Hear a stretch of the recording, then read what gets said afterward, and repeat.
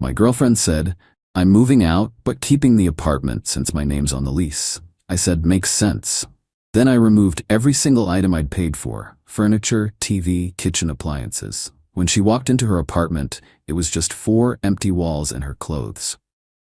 Original post: I, 29 male, have been with Ashley, 27, for 2 years. We moved in together about a year ago into this really nice 2-bedroom place. Important detail: her credit was better than mine at the time. Mine was recovering from some medical debt, so the lease went in her name only. But I paid the security deposit, first month's rent, and furnished the entire place since she was between jobs when we moved in. Last Monday, she sits me down with this serious expression: we need to talk about us. Never a good start. I've been doing some thinking and I don't think this is working anymore. I need to explore who I am without being in a relationship. Fine, breakups happen. I'm an adult. But here's the thing, she continues. Since the lease is in my name, I'll be keeping the apartment. You need to move out by the end of the month. I sat there for a second, processing. So you're breaking up with me and kicking me out? I'm not kicking you out. I'm just exercising my legal right to the apartment. It's nothing personal. Nothing personal. She's making me homeless and it's nothing personal. What about all the furniture, the TV, everything I bought? She actually laughed. Well, it's in the apartment, so it stays with the apartment. Don't be petty about some furniture, Ryan. I looked around. The $3,200 sectional couch I bought, the 65-inch OLED TV, the entire kitchen setup, KitchenAid mixer, Instant Pot, the espresso machine she used every morning, my gaming setup, the bedroom furniture, even the shower curtain was mine. Right? I said. Makes sense. She smiled, thinking she'd won. I knew you'd be mature about this. That was Monday evening. By Tuesday morning, I'd made some calls. Update 1: Tuesday, I took a sick day from work. Ashley left for her job at 8 a.m., giving me a patronizing kiss on the forehead like I was a child who'd accepted their punishment. The second her car left the parking lot, I called my buddy Jake, who owns a moving company. I need your biggest truck and 2 guys. Today, I'll pay cash. Everything okay, bro? Ashley's keeping the apartment because her name's on the lease, so I'm taking everything that's mine. Everything? Every single thing. Jake showed up at 10 a.m. with 2 movers. I had receipts for everything. I'm meticulous about keeping records. Started with the obvious stuff. The entire living room set. Couch, coffee table, TV stand, the TV, the dining table and chairs, the bedroom furniture. Bought the whole set from West Elm. My office setup, desk, chair, gaming PC, monitors. But then I really thought about it. She said, everything in the apartment stays with the apartment? Cool. Let's define everything. All the kitchen appliances I bought. Microwave, toaster, blender, air fryer, that expensive espresso machine. The rugs, every single one. The curtains and blinds, replaced the terrible ones that came with the place. The pots, pans, dishes, silverware, all mine. The bathroom stuff, shower caddy, medicine cabinet organizer, even the toilet brush holder. The smart home devices, thermostat, doorbell camera, all the smart bulbs. The router and modem, I bought better ones than the ISP provided. I even took the nice hangers from the closet. Left her the wire ones. The movers thought it was hilarious. Damn, you really bought everything, huh? Yep, and now I'm taking it all. By 2 p.m., the apartment looked like a model unit before staging. Just white walls, basic fixtures, and carpet. I left her clothes neatly folded on the floor where the bed used to be. Even took the bed frame but left the mattress. It was hers from before we met. Set up my new place across town. Had been looking since Monday night, found a studio that was available immediately. Yeah, it's smaller, but it's mine. The best part? I have doorbell camera footage of everything being moved out. All during daylight, all peaceful, all my property. Even kept the receipts visible for the camera as we loaded each item. Texted Ashley at 5 p.m., moved out as requested. Keys are on the kitchen counter. She texted back, thanks for being mature about this. Oh honey, just wait. Update 2, 6:47 p.m. My phone explodes. First a string of texts. What the hell did you do? Where is everything? This is theft. I'm calling the police. You can't do this. Then she tried calling. 23 times in a row. I didn't answer. Then came the voicemail that I saved for posterity. Ryan, you psychotic piece of trash. You took everything. There's nothing here. Not even a fork. Where am I supposed to sleep? What am I supposed to eat with? You even took the toilet paper holder. Call me back right now or I'm calling the cops. I texted back once. I took my belongings as requested. The apartment is all yours now. Enjoy exploring who you are. She actually did call the cops. They showed up at my new place around 9 p.m. I was ready. Officer, sir, we got a complaint about stolen property. Officer, I have receipts for everything I moved today, doorbell footage of the move, and text messages where she told me to vacate the apartment. Would you like to see them? Showed them everything. The receipts, the footage showing me moving my own stuff, her text saying the apartment was hers and I needed to leave. Officer, so you took your property from an apartment you were told to vacate? Me, exactly. The older cop actually chuckled. Sir, this is a civil matter. You can't steal your own property. Ma'am needs to take this to small claims if she has an issue. They left. Ashley called screaming about how I manipulated the cops. I hung up and blocked her number. But here's where it gets really good. Wednesday morning, I get a call from building management. Apparently, Ashley called them hysterical, claiming I'd vandalized the apartment. They sent maintenance to check. Building manager, Mr. Peterson, we need to discuss the apartment situation. Me, I moved out as requested by Miss Ashley. Is there damage? Building manager, no, it's in perfect condition. Better than most move-outs. But Miss Ashley is claiming you stole fixtures? I took my personal belongings. I have receipts for everything. The apartment still has all its original fixtures. Building manager, the thermostat? Me, I installed a smart one. I returned it to the original. It's there. The blinds? Replaced with the originals from storage closet. You kept the originals? Of course. They belonged to the apartment. There was a pause. Then, Mr. Peterson, I have to say, I've never seen anyone document move out this thoroughly. Turns out, Ashley tried to claim I'd stolen apartment property to get them to charge me. Instead, they informed her that since only her name is on the lease, she's responsible for any damages or missing items when she moves out. Update 3 Thursday. The smear campaign started. Ashley unblocked me just to send screenshots of her social media posts. Some men really can't handle rejection. Imagine being so petty that you strip an entire apartment because your fragile ego got hurt. Narcissist X, abuse, starting over. Her friends were eating it up. Comments like, you deserve better. What a man-child. This is financial abuse. So I posted my own update. Just 3 photos. 1. The stack of receipts totaling over $15,000. 2. A screenshot of her text saying, it stays with the apartment. 3. A photo of my new place, fully furnished, captioned, when she keeps the apartment but you keep everything else. My stuff, my choice. My post got shared way more than hers did. Turns out people love justice stories. But Ashley wasn't done. Friday morning, I get a text from an unknown number. Her friend Megan. Ashley is staying with me because she has nowhere to sleep. You left her with nothing.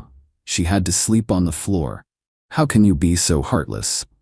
Me, she has a mattress and all her clothes. I only took what I paid for.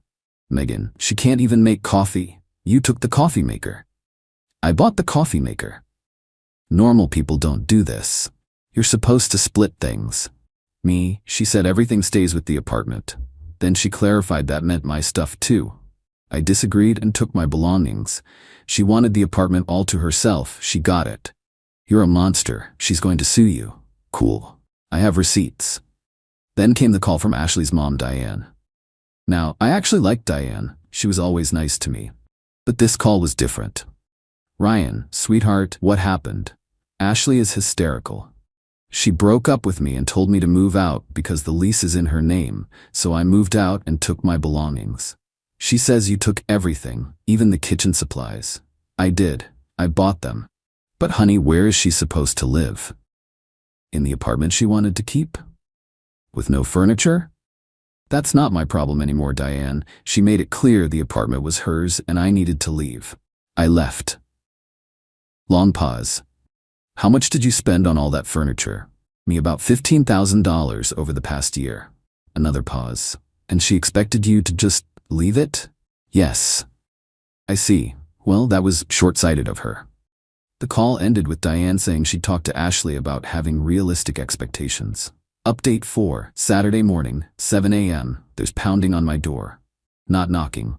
Pounding. I checked the doorbell camera. Yeah, I took that too and installed it at my new place. It's Ashley with two large men I don't recognize. I call through the door. Can I help you? Open this door right now. We're getting my stuff. Your stuff isn't here. The furniture is mine. We live together. It's communal property. We weren't married. I have receipts. Please leave. One of the men, just open the door, man. Let's sort this out. Sir, I don't know you. I'm calling the police if you don't leave. Go ahead. Call them. I'll tell them you stole from me. So I did. Told dispatch there were 3 people trying to force entry to my apartment. Cops arrived in 10 minutes. I showed them the footage of the pounding, the threats to get stuff, the 2 unknown men. The cop asked Ashley, "Ma'am, do you have proof this property is yours?" "We live together. It's common law." Cop, "This state doesn't recognize common law marriage. Do you have receipts?" Ashley, "He has the receipts, but it was for us." Cop, "Ma'am, without proof of ownership, you need to leave. This is harassment." The 2 men, turns out they were her cousins, apologized to me directly. One of them said, "She told us you robbed her." I showed them the receipts on my phone. They looked disgusted and left without her. Ashley had to get an Uber home. But the best part happened Monday. I get a call from her friend Brittany, who was supposed to be Ashley's roommate in a few months. They had plans for me to move out and Brittany to move in. Brittany, "Hey Ryan, weird question. Did Ashley have a furnished apartment when you met her?" "No, she was living with her parents. Why?" "She told me the apartment came fully furnished and she was doing me a favor letting me move into such a nice place. I furnished that apartment, every stick of furniture. She was going to charge me $400 extra for a furnished place, with furniture that wasn't hers. That bit. Thanks for the heads up." Brittany not only backed out of moving in, she also told their entire friend group about Ashley's plan to rent my furniture to her. Update 5, Tuesday, I get served with small claims court papers. Ashley is suing me for theft of communal property, emotional distress, loss of peaceful enjoyment of residence. She's asking for $20,000, more than I even spent on the furniture. I hire a lawyer friend for a consultation. He looks at the paperwork and laughs. "She has no case. You have receipts. She has texts admitting the apartment is hers alone, and she told you to leave. This is going to be embarrassing for her." But then, something beautiful happened. The apartment complex called me. "Remember that nice building manager, Mr. Peterson? I'm not supposed to do this, but I thought you should know. Miss Ashley hasn't paid November rent. She's claiming she can't afford it because you stole her money by taking the furniture. But rent was due before I moved out." Exactly. She's been served with a pay or quit notice. Thought you might want to know in case she tries to claim this is somehow your fault too. I didn't have to wait long. Thursday, Ashley's mom Diane calls again. "Ryan, Ashley is being evicted. That's unfortunate. She says it's because you took everything. Rent is the same whether the apartment is furnished or not. She quit her job." "What? When?" "2 weeks ago. She said she was going to manifest her dream life and didn't need corporate oppression." I almost dropped the phone. She quit her job before breaking up with me. She was planning to have me pay for everything while she found herself. "Diane, she thought you'd leave the furniture and keep paying half the rent until she found someone else." Me, "Why would I pay rent on an apartment I can't live in?" That's what I asked her. She said it was your responsibility as a man to make sure she was comfortable. Even her own mother sounded disgusted. Update 6, court day arrives. 3 weeks after the breakup. Ashley shows up in a suit that's way too formal, like she's going to the Supreme Court. I'm in khakis and a polo. My lawyer said to look responsible, but not overdressed. The judge reviews the case. Ashley goes first. "Ashley, Your Honor, we built a life together. Everything in that apartment was ours. He vindictively stripped it bare, leaving me with nothing, causing me severe emotional distress and financial hardship." "Miss, were you and the defendant married?" "No, but..." "Did you have any written agreement about property?" "No, but there was an understanding." "I'll hear from the defendant. My lawyer stands up. Your Honor, my client has receipts for every item totaling $15,247. He has text messages from the plaintiff stating the apartment was hers alone and he needed to vacate. He has doorbell footage of him peacefully removing his belongings during daytime hours. The plaintiff called the police, who determined no crime was committed. Judge reviews the evidence. Miss Ashley, did you send this text saying the apartment is mine, you need to move out? Yes, but did you tell him, and I quote, everything in the apartment stays with the apartment I meant? Did you or did you not say that? Yes. Case dismissed. The defendant removed his personal property from a residence he was told to vacate. Plaintiff owes court costs. Ashley starts crying. This isn't fair. He left me with nothing. Judge, you left yourself with nothing when you assumed someone else's property was yours. Next case. Outside the courthouse, Ashley's mom is waiting. She doesn't say anything to Ashley, just walks up to me. I'm sorry about all this, Ryan. You're a good man. She needs to grow up. Mom, whose side are you on? The side that didn't quit their job to manifest nonsense while expecting someone else to pay their bills. They left arguing. Update 7. It's been 2 months now. Here's where everyone ended up. Ashley got evicted. She moved back in with her parents, who made her get a job at a call center. She has to pay them rent. She tried dating apps with photos from the old apartment to look successful. Someone recognized the apartment and tagged me in the comments. Isn't this the place you had to strip empty because she tried to steal your stuff? Her profile got roasted so hard she deleted it. Brittany, the friend who was going to move in, spread the word about Ashley's scam. Ashley lost most of her friend group. Megan still defends her, but even she wouldn't let Ashley move in with her. The apartment? The complex rented it out immediately. The new tenants actually messaged me on Facebook because they found my name on some old mail. They said the place was beautiful, but completely empty, and asked if I knew what happened. I sent them the link to my viral post. They said it was the best apartment drama they'd ever heard. My new place is smaller, but it's perfect for me. I got a promotion at work. Turns out, not having relationship drama improves your performance. I'm dating someone new, Sarah, who actually owns her own furniture and doesn't believe in manifesting rent money. Ashley texted me last week from a new number. I know you hate me, but I wanted you to know you really hurt me. I thought we were building something together. I responded, we were. Then you decided to keep what we built and kick me out. How'd that work out for you? She replied, you're heartless. I blocked that number too. Her cousin, one of the guys who came to my door, actually reached out to apologize properly. He said Ashley told the whole family I was abusive and stole from her. When he saw the receipts and texts, he realized she was full of it. Apparently, this isn't the first time she's pulled something like this. Her ex before me had something similar happen, but he just walked away and let her keep everything. That's probably why she thought it would work again. The best part? Last week, I drove past the old apartment complex and saw Ashley in the parking lot.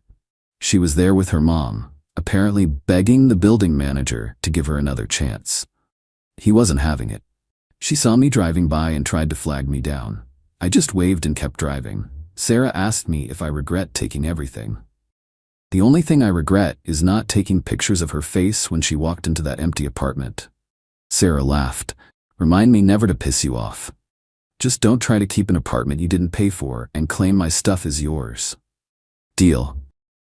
Looking back, the whole thing cost me maybe $1,000 in moving expenses and lawyer consultation. Worth every penny to watch someone learn that you can't just claim other people's property because you want it. She wanted the apartment all to herself. She got exactly that. Just the apartment. Nothing more, nothing less. Oh, and that espresso machine she used every morning? It makes amazing coffee in my new kitchen. Every morning when I use it, I think about how she's probably drinking instant coffee at her parents' house and I smile. Karma's a beautiful thing when you have receipts. Final update. One last thing happened that I have to share. 6 months after everything went down, I get a LinkedIn message. From Ashley's dad, Robert. I'd only met him a couple of times, seemed like a quiet guy. Ryan, I wanted to personally apologize for my daughter's behavior. Diane showed me the texts and receipts. I'm ashamed of how she treated you. I wanted you to know that we've made her get therapy, and she's not allowed to date until she can prove she can support herself independently for a full year. Your restraint in not pressing charges for harassment was more than she deserved. I hope you're doing well. I responded, Thank you, Robert. I appreciate this message. I hope Ashley learns from this experience. He replied, She's learning. She asked us to buy her new furniture. We told her to check Facebook Marketplace and garage sales. She said that was beneath her. She's currently sitting on a lawn chair in her room using a cardboard box as a desk. Maybe a few more months of that will teach her the value of things. Even her own father knew she needed this lesson. Honestly, I don't hate Ashley. I nothing her. She was a lesson in recognizing entitlement, protecting yourself legally, and the importance of keeping receipts. She thought she found a sucker who would fund her lifestyle while she found herself. Instead, she found herself back in her childhood bedroom, sitting on lawn furniture, working at a call center, being forced to actually grow up for the first time in her life. And me? I'm typing this from my new apartment, on my expensive ergonomic desk chair, looking at my wall-mounted OLED TV, about to make dinner for Sarah using all my kitchen appliances. Life's good when you don't let entitled people walk all over you. The moral of the story? If someone tells you to leave but thinks they're keeping your stuff, take them at their word on the leaving part. But your stuff? That goes with you. Every single thing.